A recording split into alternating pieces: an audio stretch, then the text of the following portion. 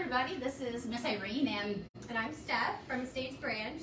And we are here today to talk about our virtual book of the month. And it is The House in the Cerulean Sea.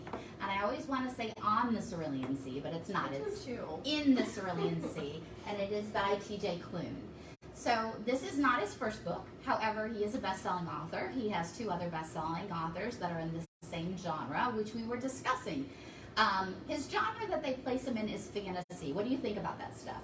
And I was saying that I kind of feel like it's more like 25% fantasy, and I don't really know where else you would put the just normal fiction, I feel like, because the rest kind of takes place in the real world that we all know very well. So I'd say just like a small subset of fantasy, and then the rest is just very normal level fiction. And my thoughts were, because we have the mystical people in here and the mystical children and how their magical talents were out there, and some of them were pretty extreme, like the gelatinous guy, that I thought he was definitely a fantasy book.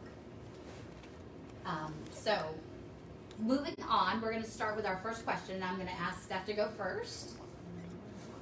This book runs on an emotional engine, capitalizing on the 6 major emotions of fear, anger, disgust, surprise, happiness, and sadness. Were your feelings the feels while you were reading this book? Did you feel a lot of emotions during this book? I think that he did a really good job of making sure that you felt, especially the surprise, the disgust, happiness, sadness. I cried at least like 2 times, so definitely had the sadness on lock. So yeah, he did a really good job of kind of bringing out those feelings in you as you were reading, and you really do fall in love with a lot of the characters, and even like each child, I feel like you kind of feel different feelings towards each kid, and depending on how they are and like how they interact with you, I feel like you did a really good job with that. So yes, you're definitely on an emotional roller coaster in this book. There's moments when you're super happy and you're laughing out loud because the kids are just making you smile as the little tiny gnomes trying to bury you alive in the garden. It just makes you laugh. But also it's happy. But at the same time, there's a fear element in the book because you fear for the children, because there's so many people that have an angst against them and have a prejudice against them and don't want anything to do with magical children and want to kill the children. And you almost feel like, an anger and disgust at the same time. Yeah. It says here, were there scenes or characters that elicited the most emotional response from you? I think all of them did. Yeah. But the most emotional response, I felt a strong response with Cy, or was it Sal? The teenage boy. Sal, yeah. So he was a teenage boy, and he was very abused in his past. Yeah. And when he would, his magical power is that he could shapeshift, and he would turn into a Pomeranian dog when he was upset. So he would just turn into this little Pomeranian dog. And so when he wasn't a Pomeranian dog, he was a 6'2", a ginormous teenager. And so I felt a lot of feelings for him, because there was a point in the story where Linus, who's actually the caseworker, who we'll talk about in a little bit, helped him overcome some of his fears, because he used to always end up as a Pomeranian whenever Linus came around. It was like immediately, and it was like, oh no. So it was really awesome to watch that. So that one touched me a lot and brought me a lot of really strong emotion. Yeah, I think for me, the biggest scenes was when like the villagers were wanting to come onto the island because they were just so angry and they were like scared of like the magical youth, and and like the one big question I think that to me like really struck me, and I was talking to Irene about it earlier, was when the woman like confronts them, and like all of them confront them. I'm like, well, what are you going to do when you get over there? Like, are you actually going to kill these children? And like they had no response, because who would actually have a response to that? Like, yes, I'm going to go kill these 6-year-old children. Like, no, there is no like actual normal response to that. You cannot say yes unless you're crazy. So I mean, I feel like he did a really good job, and that was a really powerful scene to me. And I was just so angry, and he really just brought it down to like the base level of like, it is as simple as this. Like, you are angry and you're fearful because you don't understand this, but like, what are you actually about to go do? Right. So what are your actions? That was a really strong scene in the book. Starting out of the book, we kind of skipped over this part. So the book is about a caseworker Linus Baker. And basically, for 40 years, he spent it behind a desk, and he would go out and he would meet magical children, and he would basically do review of orphanages and the children and give yes or no's on whether or not they were performing okay. Yeah. He made sure that he was very impartial. He did not have any connection with the kids. He felt it was very important that he was making a very stoic decision. And that was his life for 40 years. Yeah. And so one day he gets this message that he gets called. Extreme Upper Management. That is a fabulous name. He gets the message from Extreme Upper Management, that's their name, that he needs to be basically come in and talk to them. Yep. And then what happens? And then from there he gets set on like a special case to the house in the Cerulean Sea. And then from there it's like, you know, he has this interaction with these children and it's just so life-changing. And even the man who like runs the orphanage, it's just so well done. So how did you like the book? I loved it. I was saying I wouldn't give it like 5 stars. I'd probably give it like maybe around 4. I really liked it. I felt like the writing was really good. The character development was amazing. The relationships that Linus builds with the children is so wonderful. And I like particularly love that aspect because I feel like in a lot of books, I don't feel like you really get to see like that really amazing like bond between like children and like, you know, and like adults. And I feel like that was just so beautifully done. You really get to see just how like seriously like loving and innocent kids are, especially when they're not exposed to like the cruel adult world yet. And I feel like they just had so much love to give. And I think you really realize that Linus also has a lot of love to give that he has never actually been able to even engage in his entire life because he's constantly been surrounded by so much like hate and just like sadness, and he's just completely like avoided everything off in his life. I would have given the book 4 stars. So I'm with you. If I was, I'm a Goodreads reader, so I gave it 4 stars. And I felt that it was worthy of the 4 stars because the writing style was very different. He definitely had a way with showing you characters, but not just by being descriptive about them. He would use scenes that would make you laugh right out loud, and he would use scenes, like she said, you were crying at parts. So he really was really good at generating feeling and emotion in his writing. If I was to say anything about the book that maybe could be improved, I would say I wish he didn't wrap it up so tight at the end. I wish that he didn't make it so quick. I felt that it got wrapped up into a perfect little knot in the last chapters, and I think that there could have been more expounded and some more stories with the children that could have really added to the book, because you want to know about these kids. Yeah. And you want to know, and I think there's some funny quips and some other the whole thing is an allegory, and so the whole thing is to teach you lessons in life. And so I think there's some small lessons in life he could have added at the end again in his writing, because he's so good at that. So this is our favorite question. Which of the students did you relate to the most? And which of them would you like to be for a day? Okay, so the one that I related to the most, I think I related to most of them, but I think it was Lucy, also known as the Antichrist.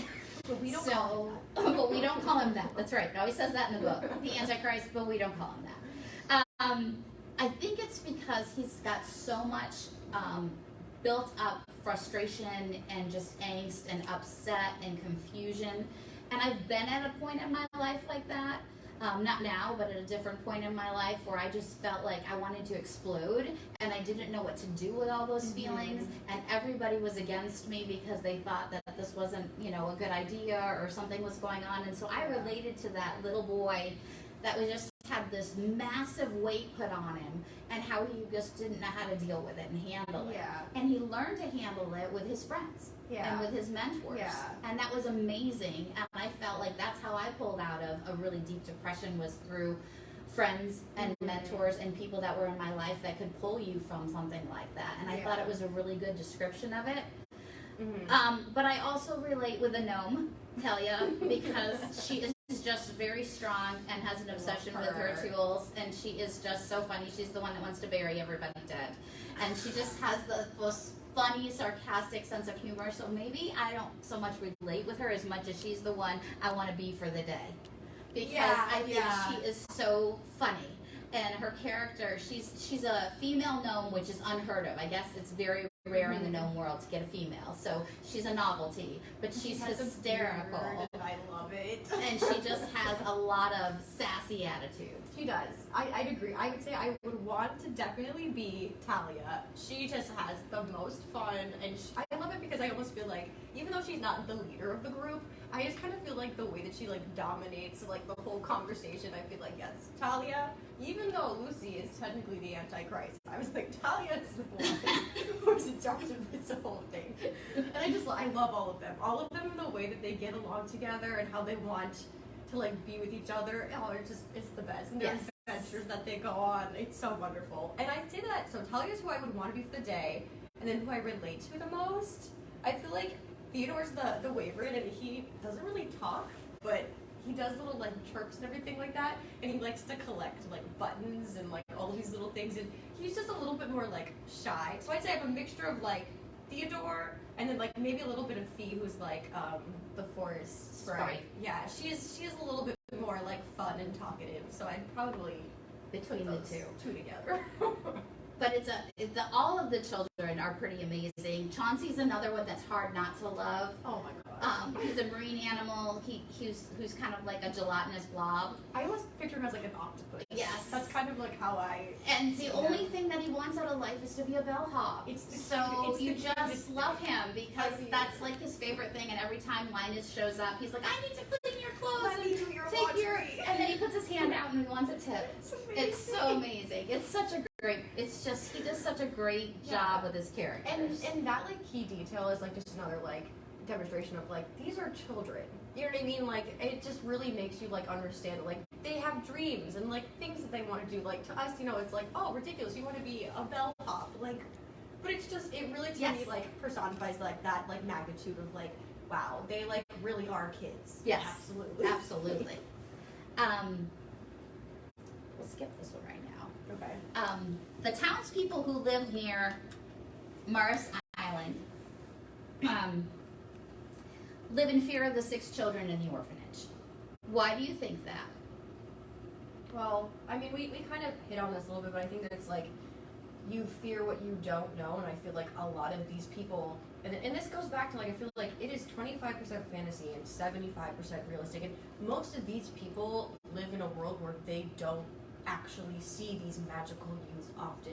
So like for them it is, you know, it's an unknown, and they actually like they're like, well, we don't understand this. But then once again, just because you don't understand something doesn't mean you have to fear it. It's really like, why don't I gain knowledge about this and actually, you know, start to understand this so I don't have a fear towards these people who mean me no harm. So I feel like when it comes down to that, that to me is how I feel about that. I think it was aggravated a lot too by the propaganda that was put out there. There were signs that were out there that basically say, if you see something, say something. Mm-hmm. And what you're looking for is what you're going to see.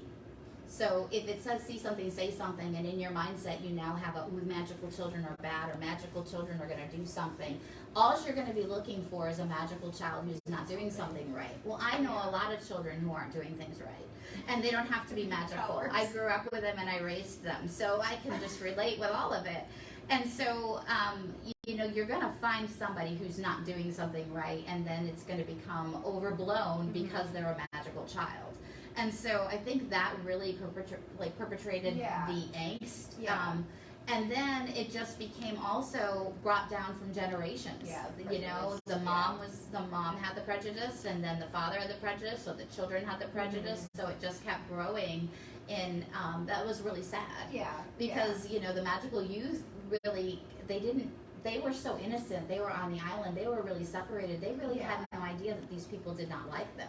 Mm-hmm. And when they finally took a trip to the island, they were exposed to some really ugly hatred. Yeah, they were. And you know, but some of them did know. Like, Talia knew. Like, I remember when they were in the flower shop and, like, you know, it's like, she's like, oh no, I'm used to it. Like, I'm used to worse. And it's sad, regardless, to hear a kid who is literally almost supposed to be, like, you know, like 6 years old say, like, oh, I'm used to people hating me like this. I mean, he does a really good job. I mean, this book has a lot of happy moments, but I also feel like, in a very real sense, it's also very sad, because it really does, like, make you realize, oh my gosh, like, there are these kids these people hate for literally no reason, and they've done nothing wrong. but it's just like you said, it's either prejudice passed down from generations, fear of the unknown, all of these like combination of things, and it hurts them. It really does. And it's pretty awesome in the book because there's a scene in the book where the kids want to get ice cream. And the gentleman won't serve them. Yeah. He will not serve them because they are magical children. And the mayor comes in, who we love, Helen. Love Helen, and pretty much is just like, get out! She's like, I will serve them ice cream. Yep, and she serves all the kids ice cream. And it also shows, how do you overcome this fear? You overcome this fear by, exposing yourself to it and getting to know it, making sure it's not an unknown, and having those people who are going to be sponsors for it, and in a positive way. Yeah, and even Arthur said, who was it, to Tally at one point, like, this is how you change things. It is one person at a time. That's right. And I feel like that was a huge, like, theme within this book. It was, it's like you can't change everybody's mind automatically. It's just not going to work that way. But I feel like they did a really good job with, like, each person they hit. It was, like, a different reaction. It's like, oh, I didn't understand this. It's like, yeah, because you didn't actually know. Like, you just make all these assumptions and then, off we go. So, yeah, I think that was a really good line. I feel like carried all the way to, like, the very end. And then the last question we have is, at the heart of the novel is the importance of surrounding yourself with people who feel like home and finding a place where you wholeheartedly belong. So how do you personally define home, and what are the essentials? I love this question. This is just probably in general, like, my favorite question ever.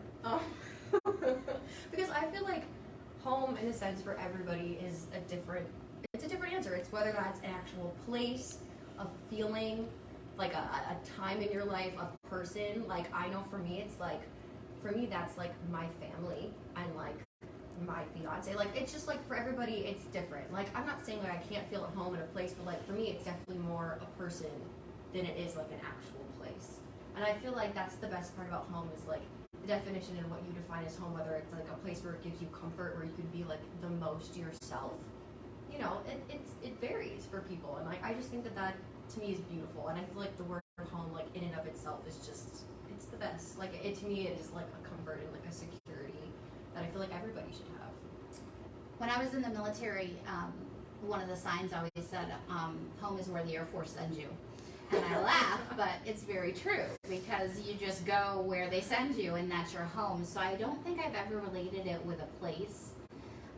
But I have related it with smells, foods. Like, my mom is no longer with me, so like when I make chicken and dumplings, it's home to me. Like, it's one of those things that's home to me because it reminds me of family. I think family, or when you felt secure and you felt loved, I think that's home. Yeah. And I think it can be something that smells good that brings you there. It can be a book.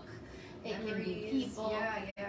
So I don't think home is necessarily an address on a piece of paper. Yeah. No, I 100% agree with you. So I definitely enjoyed the book. Me too. I would definitely encourage everybody to join us again on August 30th, which is next Tuesday at 2 p.m. Yes. We're going to be on Zoom right here, and we're going to be Zooming, and we basically want you to just Zoom with us and talk about the book. We're going to get into more detail about Linus and more detail about Arthur. I really want to and have some, we usually have between 5 and 10 people in our Zoom conversations, and it's a lot of fun. So definitely email me at Irene N, that's for Nancy, .Johnson at colliercountyfl.gov. Okay, or you can always go online and sign in at the events registration, and I can get your email that way, and you can also we can make sure you get into our Zoom conversation. So thank you guys very much for today's time, and we hope to see you again soon. Thanks, guys. Bye.